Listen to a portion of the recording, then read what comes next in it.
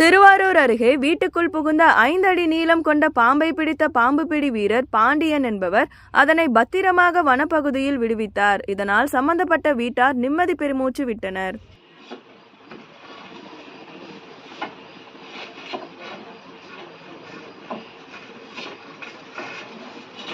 இங்க